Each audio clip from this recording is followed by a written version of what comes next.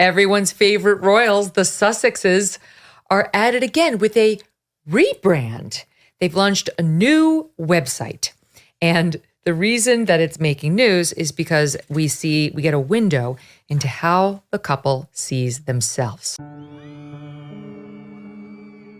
Hey everyone. So, Prince Harry and Meghan Markle are always in the news, right? Everything they do, everyone's talking about it. Lately, it seems like they're trying to change how people see them. They're doing things on their own and going to different events. But can they really change their image when everyone's watching and things are still a bit messy? Remember when they left the royal family and all the stuff they said afterwards? That made a lot of people feel different about them. So it's tricky for them now. They want to do their own thing, but they're still connected to the royal family, and the news is always following them. It's a tough spot, and we'll have to see what happens. They insist they are, quote, shaping the future through business and philanthropy. The About page reads, the office of Prince Harry and Meghan, the Duke and Duchess of Sussex. I thought we hated royal life.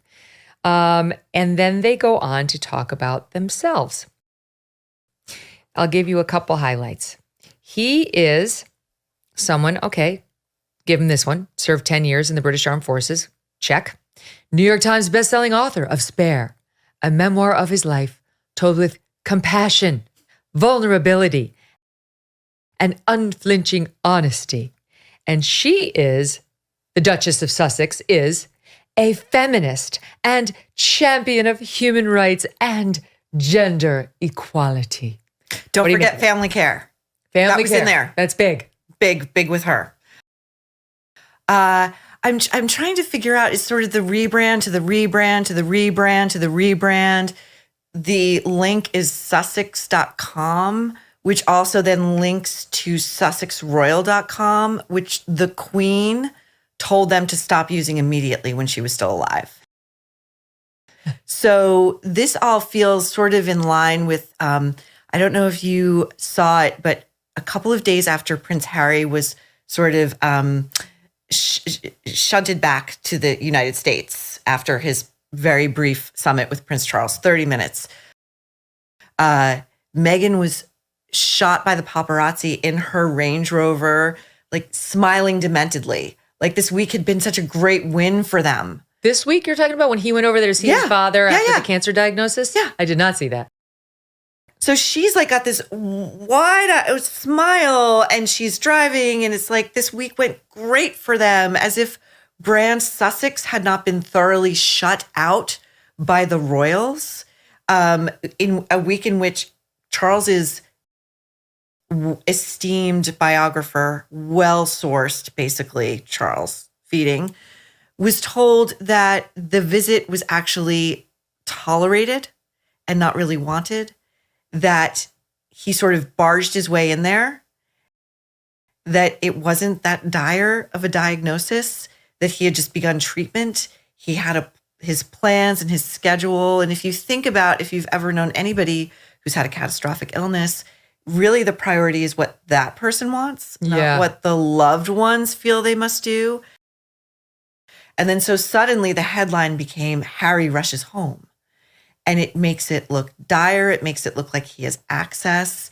And, you know, the one piece of information we know that the royals do not want the gruesome twosome to have access to is what is really wrong with Kate Middleton, because that seems to be something quite serious. That's also bizarre. I mean, everyone continues to speculate, what is it that puts a healthy woman who's 42? Yeah, in the hospital for almost 2 weeks. They say it's not cancer. What is it? What happened to her? Why won't they tell us? It's very strange. But you're right, the last thing in the world they'd want is for Harry and Meghan to get wind of any of it.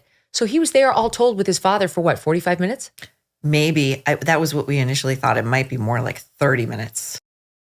And within 2 seconds, it was leaked to the press that he was on his way back to England.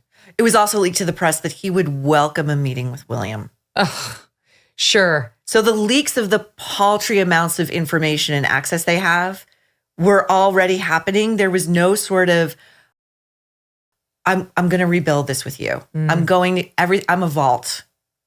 So what do you think this means for when William becomes king? I think we got a preview of what Harry and Meghan's life is going to be like under a King William. I think he'd be the fifth, perhaps.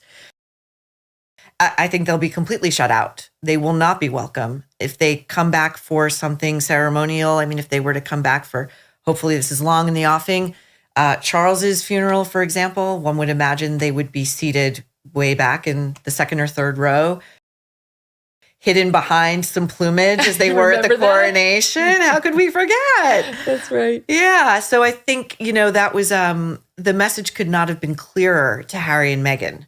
You are not needed, nor are you wanted. And I think that this rebrand is a direct reaction to that, because they're just, those two are like all id. They're just reactionary.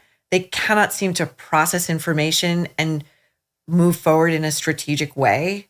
Instead, we get this lengthy CV about what incredible, accomplished people they are. With nothing in there other than his military service, which I'll give him, nothing in there. She's touting how she guest edited British Vogue in July 2019. That was when they were at their height of popularity, which was the fastest selling copy in the magazine's history. Okay, all right. I would fact check that. I don't know that I buy that. The descriptions on themselves we've got to go over, but a point on what you just said. Their problem's not branding. That's not it. It's not, we ruined Sussex Royals. We've got to come up with just Sussex.us. Your problem's not about your brand name. It's about what you've done to the brand that was given to you, Sussex. By the way, some of their defenders are like, that's their last name. Meghan's been busy in America. She's been visiting places like a kids club in Santa Barbara and a children's hospital in Los Angeles. She's focusing on helping others, which is great. But a royal expert named Hugo Vickers isn't sure if this will change how people in Britain see her. He thinks what she's doing might not matter much to people in the UK. It's tough because Meghan's American, but she was also part of the British royal family. Can she make everyone happy, or does she have to choose a side? Harry's also been busy doing his own thing. He's been giving out awards and talking about things he cares about, and people are saying he seems really happy doing it. Even Hugo Vickers thinks Harry seems more comfortable and better at this when he's on his own. But here's something interesting. Harry went to see his dad, King Charles, really... Isn't their last name Mountbatten Windsor? That's the last name of Charles and William and Harry? Does your last name change into the Duke area you control? I don't know. In any event, she claims to be a feminist. And I have to pause here because I realize she wants us to believe this, Maureen, but you and I have been watching her ridiculous podcast and behavior and attacks on Kate Middleton long enough to know she's a feminist only so long as it helps her look good. But that whole Omid Scobie book is, we believe, Meghan Markle feeding him the nastiest things we've ever read about Kate Middleton. Not only Kate, but and she slid the knife in during that Oprah interview with the weighty Katie. She said that, and Kate made me cry. But if you're such a feminist, what about showing reverence and true appreciation for the Queen who gave her life? She didn't ask for it. She was born into it. She took it with the utmost seriousness. And instead, we got that deep mocking curtsy in the Netflix special that just oozed contempt and ridicule. She's not a feminist. She's as much of a feminist as she is someone who's very invested in whatever the term family care means. I've never heard it. I don't know what it means. I don't know if it's a public policy pronouncement. I don't know. I don't know either. But if you consider family care successfully severing all ties to your own family of origin, save your mother, and successfully severing your husband's ties to his family of origin, a historic lineage that you are depriving your children of ever knowing, then sure, you're great at family care. You got it. She accused Kate of having baby brain. She called her rigid, pointed out how formal she is versus Meghan, who's a hugger. And then came the Omid Scobie, he's their stenographer book, outright calling Kate cold and saying she ignored Meghan's desperate pleas for help. And by the way, Valentine Lowe, who's the biographer, he has documented, and not just him, but there have been a few biographies zeroing in on Meghan's behavior. The amount of staff she's chased out, all women, how she made them cry, her tantrums, her tirades, young women being broken by her and her husband's behavior. How is that in any way a feminist trying to lift up the young women? I mean, at least people like, I don't call myself a feminist. I treat everybody the same. If you're good, you'll get praised. If you're shitty, I'm going to say something about it. But she wants us to believe she would never. She only lifts up the young women. Well, she also wants us to believe she's a foremost advocate for mental health, which there's no better way to break someone's mental health than abuse them and realize she had not been invited. And you were pointing out that's not the only snub that these two have received lately. Right. So I was watching the Super Bowl, and the ad that came on for the T-Mobile audition ad, which has some big, big stars in it, Bradley Cooper, Laura Dern, the two guys from Suits. I don't know their names. I've never seen the show, but those two cute guys from Suits. Exactly. And I thought to myself, Meghan Markle must be watching this going, why wasn't my agent called? Mm-hmm. Why didn't I get that call? Why aren't I in Taylor Swift's box? Yeah. She wanted Taylor Swift on her podcast. Do you remember? Oh, that's She right. wrote her a handwritten letter. She got no response. I forgot it. She must be asking herself, this is one of my new favorite buttons on my series thing. She must be asking herself the following question, because this is how Meghan Markle sees every situation. It's all about me.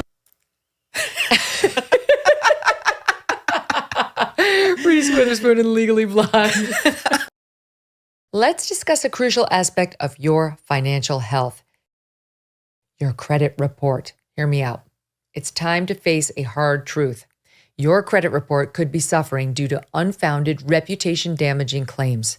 These are the kind of claims that simply will not hold up under rigorous scrutiny. And that's where Lexington Law Firm comes into play.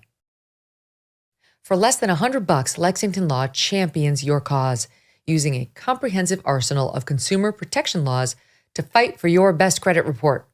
Lexington Law is fully equipped to challenge those exploitative creditors and aggressive debt collectors who obstruct your financial path. Go and visit lexingtonlaw.com for a complimentary credit assessment. Let their experts place your credit under the microscope, ensuring that it reflects your true financial story. Remember to mention that Megyn referred you at lexingtonlaw.com. Empower yourself with the right team on your side. Hey, thanks so much for watching. If you like what you just saw, hit the subscribe button for more clips and full episodes. Quickly, we don't know why, but everyone's guessing. Is it part of their plan to change their image? Are they trying to be friends again, or was it just a quick visit? We'll have to wait and see. Gap 2S. So Harry and Meghan are doing their own things, but can they also work together as a team? Some people think Meghan needs to connect more with people in Britain. They compare her to Princess Diana, who was amazing at helping others and was loved by everyone. Remember when she went to the Serpentine Gallery? It's hard for Meghan to be as popular as Diana was. Maybe she should visit the UK. If she talks to people there, maybe they'll understand her better. We don't know if she'll visit, but everyone's watching to see what happens next with Harry and Meghan.